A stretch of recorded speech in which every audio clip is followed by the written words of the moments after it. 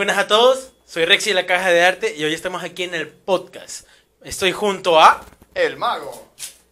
Y junto a... Noche 9. Bien, hoy vamos a tratar de varios temas sobre las películas, específicamente sobre los de superhéroes. Dígame, ¿qué quieres tocar sobre esto? Me gustaría tocar el tema de la parte política o influencia política que tienen ciertas películas de superhéroes. ¿Les parece bien? ¿No tienen ningún problema? Dale. No pasa nada. ¿Qué les parece si comentamos una de las más antiguas, como tenemos la trilogía de Batman de Christopher Nolan? Con el Batman Begins, Batman Dark Knight y Dark Knight Returns. ¿Qué opinan? Yo la verdad opino que realmente es una película muy... podría decirse muy adelantada a su tiempo, ya que es una película que, seamos serios, la verdad la película de los superhéroes no eran más que personajes mayas o en capas que hacían algo heroico por hora y media. Pero la verdad es que dentro del transcurso del tiempo ha evolucionado de tal forma en la que ahora estos personajes, dentro de lo que cabe las películas, ahora estos personajes ya tienen un trasfondo mucho más serio y mucho más, un conflicto mucho más personal para lo que es el personaje, tanto como para el héroe y para el villano, que dentro de lo que es esta saga sí se nota mucho.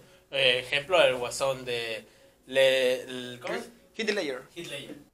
Bueno, en este mismo aspecto de lo que es la trilogía de Nolan, a lo menos para mí, hay en un inicio, en lo que son Batman Orígenes y El Caballero de la Noche, hay grandes películas que tocan temas ciertamente de vena política, pero también en lo que es ya la tercera entrega incluso se va hacia un rumbo donde ya no solo toma en cuenta estos elementos y los generaliza, sino que con lo que es Bane como villano se llega a generar un paralelismo que ya en la primera entrega medio estaba con lo que era el Joker, pero que en cierta manera ya con el personaje de Bane nos vamos a esta vena del terrorista, el hombre del caos ya, que no es un agente del caos como lo era el Joker, sino que es el caos en sí, es el hombre que sí revienta las bombas, que da este conflicto mucho más gordo, que fácil se lo puede relacionar a esto mismo de lo que es en la vida real el tema de actos terroristas generados por ideales extremos, que es lo que pasa dentro de Caballero de la Noche Asciende. Permíteme. Antes que, usualmente eso podría basarse dentro de lo que es un cliché. Me explico. Usualmente en un cliché de este tipo es de que el hombre que está hundido en la miseria, se venga contra la sociedad. Entonces, de forma en la que él culpa el entorno en sí y no a la forma en la que... y no trata de ver la forma en que él pudo mejorar su vida después de todo lo que le ocurrió en el pasado, sino que siguió adelante con ese pensamiento oscuro y decidió representarlo en contra del entorno y de la gente que supuestamente le hizo daño. Es que, por ejemplo, vemos que en la trilogía de Christopher Nolan hay un progreso bastante interesante, si no te has dado cuenta. En la primera tenemos al estudiante que en su batalla final se enfrenta a su maestro, como es a Batman contra Ra's al Ghul, me parece que es el nombre. Ra's al Ghul, perfecto. Luego tenemos la de Batman de Dark Knight, en la cual vemos que Batman ya es un símbolo, porque inspiraba a la gente, da esperanza y fe, inclusive cambia tanto el sistema que inclusive hay fiscales honestos como es Harvey Dent. Pero vemos que hay algo distinto pero similar a él, que es un símbolo pero de terror y de temor, como es el Joker, que nadie lo conoce en este momento, que nadie sabe de dónde viene, que es como se que hace conocer. claro, es como que el caos que nace de la nada, que como no lo entiendes, como mismo origen que tuvo Batman, porque pensándolo como los villanos de Gotham, los criminales, ellos no sabían cómo llegó Batman. Apareció de la nada, atrapó al capo y punto. O sea, y fue igual. De repente ya estaba su señal y yo... ¿Qué Sí, pasó? exacto. Y eso les provocó miedo. Y en cambio para Batman, conocer al Joker fue conocer a un enemigo que no tenías que conocer. Porque en esta película, sus tantas historias que contaba su origen, te hacían dudar. Decir, ¿cuál es la verdad? Cuando te cuenta contra que fue porque su papá lo maltrataba, o porque su mamá era alcohólica, o porque así su esposa lo hizo. O sea, no sabes cuál es la verdad. De Joker. Sí, el Joker. Inclusive tú mismo como espectador tú dices cuál puede ser la verdad. Y es tan interesante Que en la tercera entrega vemos a Batman peleándose contra Bane, y Bane es como lo que pudo llegar a haber sido Batman si hubiera seguido el legado de Ra's al Ghul. Entonces ahí viene la parte interesante. Vemos que en la primera tenemos alumno y maestro, alumno contra su contraparte, y el alumno como que hubiera pasado en un mundo paralelo, o si hubiera seguido el mismo camino del villano. ¿Qué hubiera pasado? Sí. Claro, entonces es como que va avanzando, y eso te crea un apego con ese personaje. Realmente lo que es Batman es un personaje que realmente puede ser muy versátil y puede cambiar de una forma muy brusca. Ya que si nos damos cuenta, Gotham es un entorno en el cual cualquier persona cuerda podría volverse loco. Porque allá la delincuencia es el pan de cada día. Entonces es algo muy normal de que una persona normal se vuelva loca nomás porque de repente te roban una semana y la siguiente te vuelven a robar, y podría que ser hasta la misma persona porque te vio la cara. Es verdad. Es que Y es lo triste porque, dicho por algunos escritores de Batman, ellos se inspiraron, al hacer Gotham, se inspiraron en las ciudades como Nueva York, Manhattan, de la década de los 40, de los 50, hasta los 80. Entonces es triste pensar que en esa época la ciudad era así. Que lo podemos extrapolar a cómo es la vida real en algunas ciudades latinoamericanas, que tenemos con esos niveles de delincuencia. Inclusive hay dentro de lo que es la serie de Titans, que es en los últimos capítulos cuando se muestra qué pasaría si Batman perdiera todo.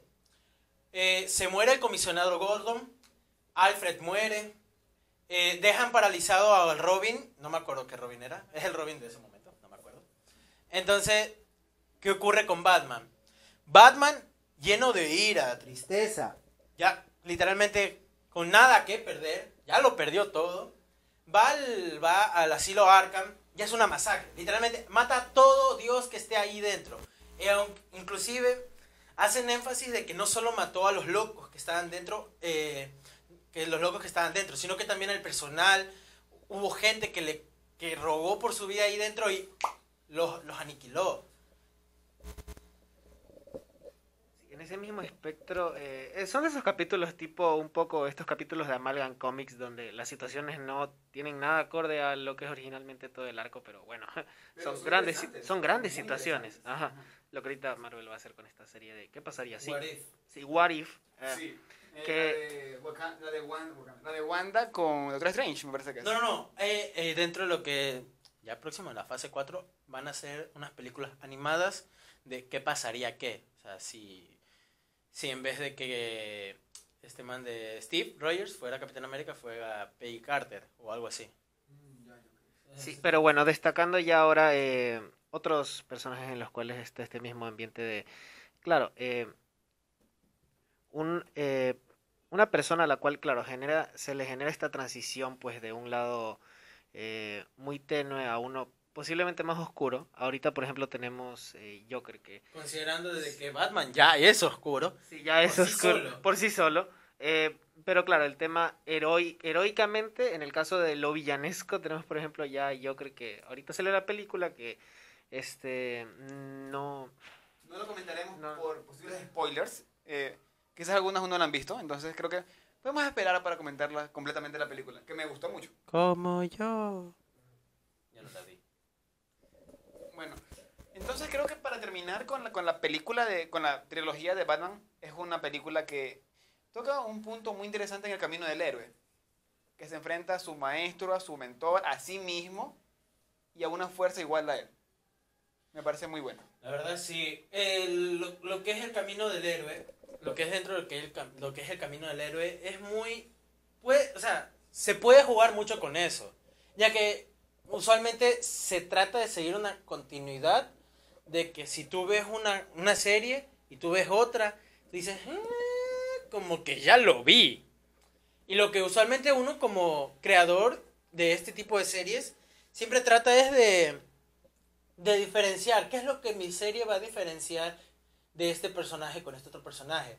Porque mucha gente compara que es lo mismo Goku con Naruto o Steven Universe con Hora de Aventura, Finn y Steven.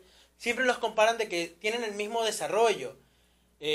Aprendiendo cómo se usa su poder o su espada, o aprendiendo a cómo convivir. ¿Cómo usa mi espada? Es... No, es que hay un momento en el que de la serie en el que Finn tiene una espada, Es la, no, otra espada. una espada de césped que tiene en la mano y no sabe cómo controlarla o cómo convivir con ella. Y después de ese arco de esa espada viene lo que es la espada Finn, que es como el clímax de lo que es el personaje, porque se conoce a sí mismo y se acepta tal y como es dentro de lo que se demostró en ese clímax de esos capítulos, porque fueron como 5 o 6 capítulos, no me acuerdo. Paréntesis, yo tuve una espada de los 13 años que tampoco sabía cómo controlar. Cierra paréntesis. Dude, please. Bien, es otro nivel. Ya. continuando. Prosigue. Lo que me refiero es que el camino del héroe ha sido copiado de mil fragmentos, de 1000 historias, de 1000 todo, que usualmente tú ya no los diferencias, simplemente los comparas, diciendo, este se diferencia de este, 3 diferencias de este y 3 diferencias de este. Lo cual no debería ser así, más bien debería ser porque este es uno y porque este es otro. Y es por eso que Batman se diferencia tanto, porque su camino del héroe es más a cómo trata de vengarse y a cómo empieza a entender a su alrededor y trata de ayudarlos. ¿Y cómo los ayuda? Con la violencia con la que él se crió, violentando a los criminales y salvando a la gente a los inocentes. ¿Bien? ¿Tú, joven? A ver. Bueno, creo que una película que también podríamos comentar bastante con trasfondo político sería indiscutiblemente la ganadora del Oscar, Black Panther. Es una joya de película. Es del universo cinematográfico de Marvel, si la has visto. Sí, ya la vi. Todos la vi. Ah, bueno. Es una película muy buena que toca muchos temas, como lo que es el cerrarte las fronteras de tu país. La crítica a... Determinado país con una bandera con 3 colores y varias estrellas. Hay algo que dijo un youtuber que decía de que por qué su filosofía de encerrarse en su pequeña burbuja no funcionaría.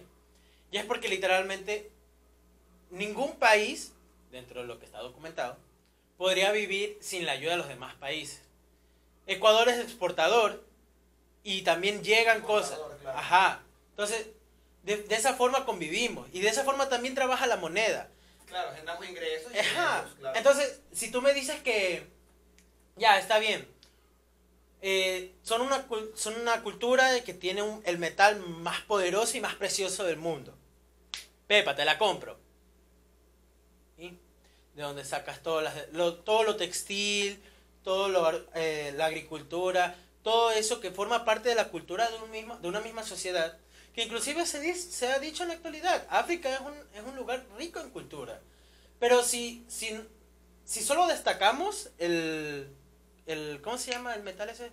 Vibranium. El vibranium, no sacas nada más que armas, armaduras, etcétera, pero ¿qué más sacas de ahí? No, es que creo que la película sí enfatiza un poquito bien en eso. En el momento que vemos como que los primeros minutos como un estilo de National Geographic entrando dentro de Sí, sí, vemos dentro de ovejas y cosas así, o sea, te muestran bien. Pero en cambio es como que, si me lo preguntas a mí, yo vi como que una parte muy irrealista. ¿Tú qué opinas? Yo al menos creo que en cuanto al tema de Black Panther como película y su tema de, bueno, una ciudad, país, ¿era país? Nación, creo que Nación, una nación, bueno, una Comunista, nación. muy comunista. Bueno, la cosa es que aquello, a lo menos a mi parecer, es realmente poco rentable. Es un poco como esta paradoja de el país que tiene verduras, frutas, tomate, verduras y frutas, ¿ya? Y también tiene petróleo y solo vende petróleo.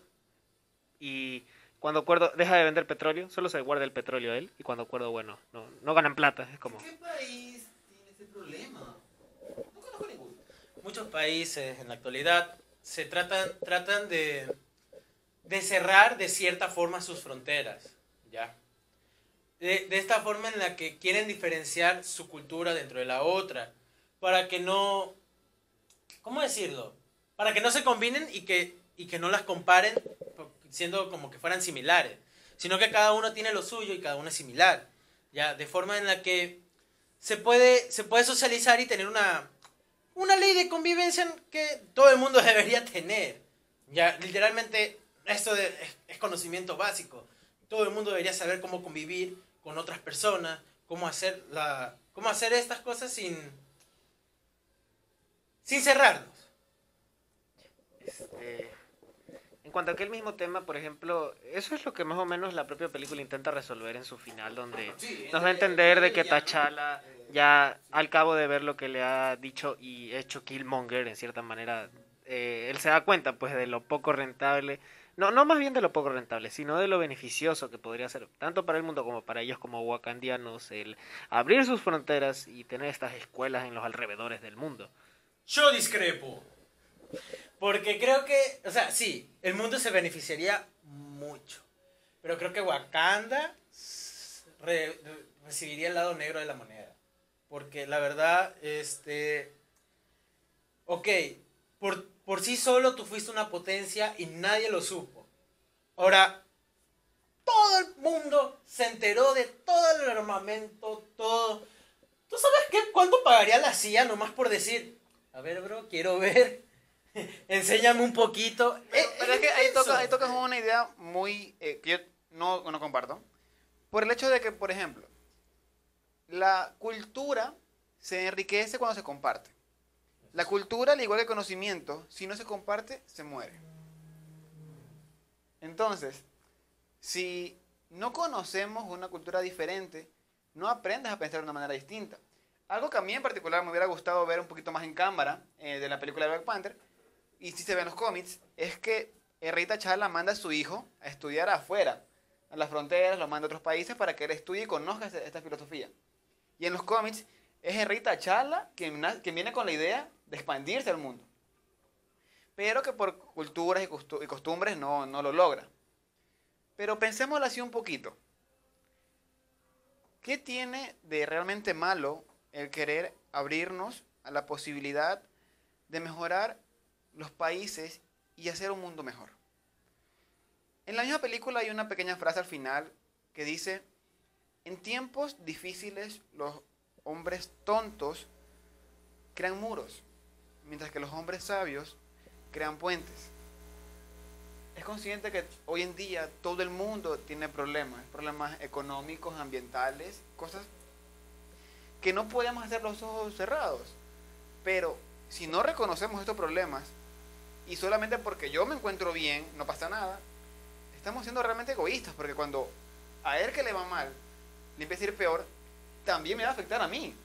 Entonces, no solo es ayudar a otro porque ya, es ayudar a otro porque si no lo hago también me perjudico. Realmente, dentro de lo que cabe, siempre se puede mejorar a base del conocimiento de las experiencias de los demás. O sea, yo decía esto de que Wakanda sí recibiría la peor parte, pero lo decía porque usualmente el mundo ve los ojos con una potente guerra a punto de estallar. Esa es la realidad.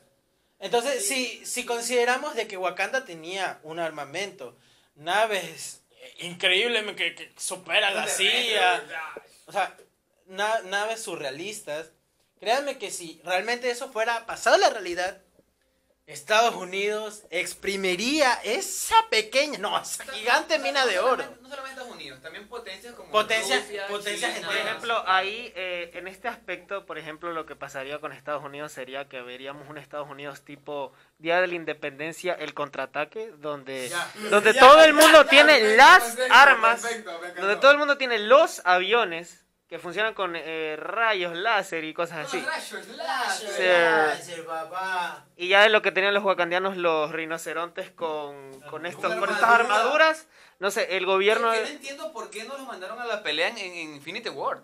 ¿Por qué no salieron a la pelea? Eso podría ser muy discutible. Bueno, Avengers tiene sus huecazos y uno de esos es ese de ahí. Hay muchos huecos argumentales en ese. Un huecazo más grande que el de mi amiga. Tú sabes quién eres. Reanudando, ¿con qué otra película podemos continuar hablando de temas muy políticos dentro de lo que es esto? ¿Qué les parece si tocamos la película de X-Men? Que Va. tuvo una gran controversia. No tanto en la época que salió, sino en los cómics, cuando estaba la discriminación. En esa época, obviamente, era la discriminación racial y la discriminación de género, pero que fue muy bien ejecutada en la película que vimos del 2002, de la trilogía. La trilogía del 2000. Creo Sí. creo que es muy notoria porque a veces no sabes con quién estar de acuerdo. O sea, no sabes si estar de acuerdo con los humanos que literalmente discriminan, odian, mandan a un lado, a una esquina rezagados a los mutantes, o con los mutantes que los ves sufriendo, que los ves en problemas, que te identificas con algunos. Porque hay una escena en la que hay una mesa redonda y Diputado. ajá, de diputados. Entonces se ponen a discutir qué hacemos con los superhumanos, con los mutantes. Unos dicen, obviamente son ideas opuestas, muchos discuten, pero hay una que realmente te hace pensar. Dicen, creo que la cabecilla de la mesa dice, hay una chica que tiene el poder de atravesar paredes. Entonces, ¿qué me asegura de que esta chica no vaya a entrar a los bancos internacionales y le robe dinero al pueblo?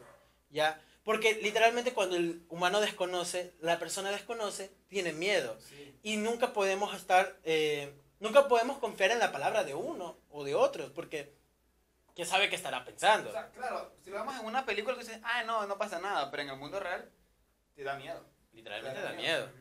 Bueno, por ejemplo, en lo que es X-Men, digo, una realidad de X-Men como la primera trilogía de X-Men, es que se va por este camino dramático donde toma esto en cuenta y da estos momentos tipo, por ejemplo, no recuerdo qué personaje le da una resolución a sus a sus progenitores de que ella es una persona mutante, entonces ella va y les dice, y ¿no te acuerdas? Es Iceman No, cuando está no, con los papás. no, era una chica. No, porque Iceman nunca... Recuerda que en esa película primero andaban hablando y después empezó, creo que fueron la policía, porque el hermano llamó a la policía. Entonces nunca se concluyó esa conversación.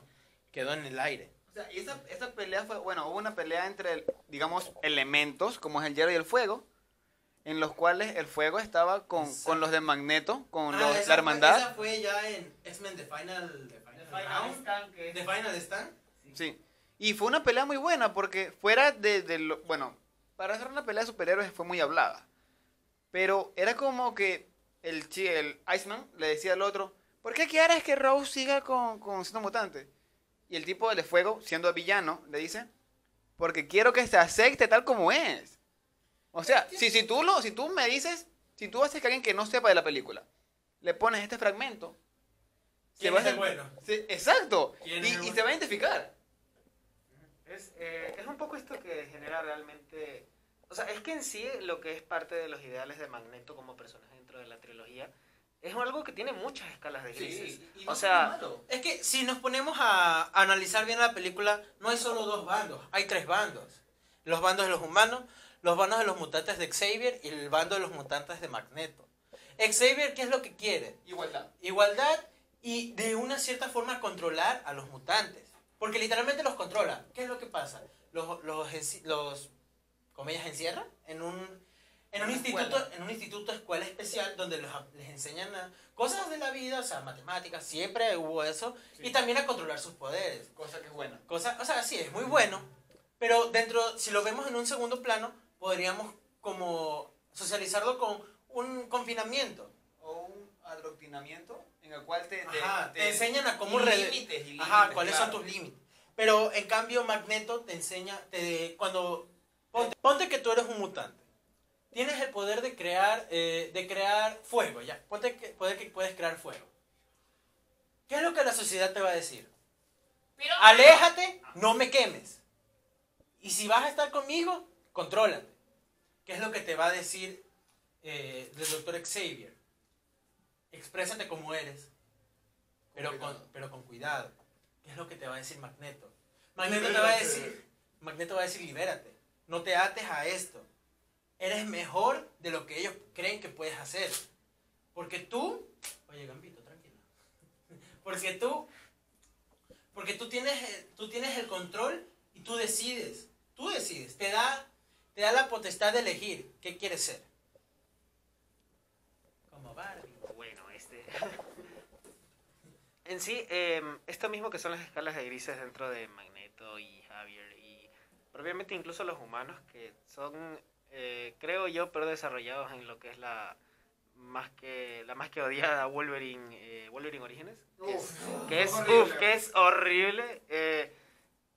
Me encanta Deadpool menos eso. A ti te odio Deadpool de esa película, eres horrible. Boca tapada, o sea... El postcréditos de Deadpool 2 creo que arregló mucho. Sí. O sea, es que... Ahí lo mejoró todo. No, ¿sabes qué? Te soy sincero, creo que Wolverine Origins pudo ser una película increíble, pero... Disparó rayos láser. Pero cosas de ese calibre, como los huecos argumentales que genera el hermano de Wolverine, porque en la primera trilogía se supone que se supone que ese mutante se llama Dientes de Sable, por así, no sé si es una traducción. Sí, se llama así. Dientes de Sable. ¿Y cómo lo mostraron? Como un luchador que salía en el Canal 5 en 2005, te lo juro. Eso como Hulk Hogan. Era un Undertaker, pero con otra ropa. Ajá, y cabello... Y rubio. Rubio, pelo largo. Y menemista. Entonces, cuando tú ves Wolverine Orígenes, tú te preguntas cómo un personaje tan lineal, porque literalmente es un personaje lineal, te apoyo, pero a mis términos. Entonces, ¿cómo un personaje de ese calibre lo cambias a un tonto musculoso que su cerebro está aquí? Entonces, no puedes hacer un cambio tan drástico. Y si lo quieres meter, que no sea el mismo personaje, que hagan otra cosa. Sí, eso es parte de los problemas de que X-Men, ya desde la trilogía original, pierden continuidad, mucha continuidad. Y en Wolverine Origins fue como pum, destruyeron todo ya. En lo que, de paso, ese momento de Charles Xavier yendo a recoger a los muchachos con una cara CGI súper mal hecha. Y de pie. No estaba en silla de ruedas, estaba de pie. Y ya era calvo. Era calvo. Los guionistas de primera generación, no sé si habrán empeorado las cosas o mejorado. Porque... No, es que se supone que después de Días del Futuro Pasado trataron de... ¿Un review? Ajá, como hacer volver a renacer la saga sin borrar la anterior. Porque ¿qué es lo que pasa? Si te mostraron la primera trilogía, chévere. Y luego sigue Fruit of Past, Días del Futuro Pasado. ¿Ya? Entonces, cuando tú ves esa película, tú dices, ya conociste a los primeros personajes de First Class, los conoces desde el vamos. Desde esa película ya los empiezas a conocer. Y su siguiente película, ya sabes quiénes son. O sea, tú ya te identificas con ellos desde el primer minuto. De forma en la que incluso hasta el cameo de Wolverine, te vas a decir, ¡ay, Wolverine! Entonces ya, pues. Bueno, yo no ahorita. Bueno, pero sí, o sea, tienes razón en la escala de grises que hay entre los mutantes. Pero es un punto realista. Por ejemplo, tal vez sonará un poco grosero para un público, pero los latinoamericanos en Norteamérica. Hubo mucho tiempo en el cual las personas decían, el latinoamericano es tonto. Y esa era la premisa norteamericana, y lo dice alguien que tiene familiares en Norteamérica. O fácilmente que el mexicano lo decían que hablaba con ese acento muy marcado y con el sombrerito. Es que me dejaba. Entonces, este era un asunto muy, muy malo. Pero, bueno, ya para terminar el asunto, la película de X-Men tuvo una buena forma de argumentar la discriminación racial y homofobia y muchas más discriminaciones. Fue muy buena. Particularmente me sigo quedando como una de mis trilogías favoritas, la película de Batman. Me encanta a mí, particularmente. Bueno, mi opinión sobre la política en las películas, creo que ha sido bien puesta, pero que podría aún mejorar. Cosa que espero en la fase 4 del universo cinematográfico de Marvel. Así que, vamos Marvel, tú puedes, vénselo, DC. Aunque me gusta Batman. Yo en mi conclusión, yo opino que la verdad, esto de lo que es, de que el tema social, político, económico, siempre se va a representar dentro de lo que es una película, sea cual sea el género que sea, incluso hasta las de terror pueden representarse esto. Así que yo opino que la verdad está bien, pero no hay que exagerar tanto, porque hay muchas películas en las que exageran estos temas y creo que hasta llegas a un punto en el que te olvidas de lo que trata la película y ese no es el chiste es que me enganche la película y no el tema que trata. Esa es mi conclusión, que sí debería haber política, pero no explotarla de tal forma. Eso, yo creo que como tal no es malo tener estos planteamientos de lo político y lo social de la vida real en historias de ficción. Creo que es algo imposible de no verlo en algún momento, pero también creo que definitivamente el tener estos temas hace que una película tenga que como que subir una vara donde tiene que difuminar esto y hacer que se note lo menos posible en cierta manera y dar algo de entretenimiento que logre ser fuerte como película y al mismo tiempo logre dar cierta discusión en cuanto a esos temas sociales o políticos. Caballero de la Noche, en cierta manera la primera trilogía de X-Men, que en su tercera cogió bastante, pero bueno, las primeras dos están y son lo propio. Entonces creo que podemos despedirnos ya. Sí. Aquí está el logo de nuestro querido canal, La Bella Caja de Arte. Así que para todos los que les guste en este tipo de contenido, también tenemos otro tipo de contenidos como unos pequeños cortometrajes, teasers, trailers. Tenemos una extensa entrevista en la Comic Con de Ecuador de este año, si la quieres ver. En el cual a nuestro querido compañero lo dibujan increíblemente bien. Vayan a verla, es increíble. Entonces, para no alargar más el video, síganos en nuestro canal de YouTube, de Instagram y de Spotify. Ha sido un placer. Se despide con ustedes el mago. Chao, chao. Chao. Me despido yo, Rexy. Me despido yo, Noche 9. Muchas gracias. Tengan muy buena noche, o día, o tarde.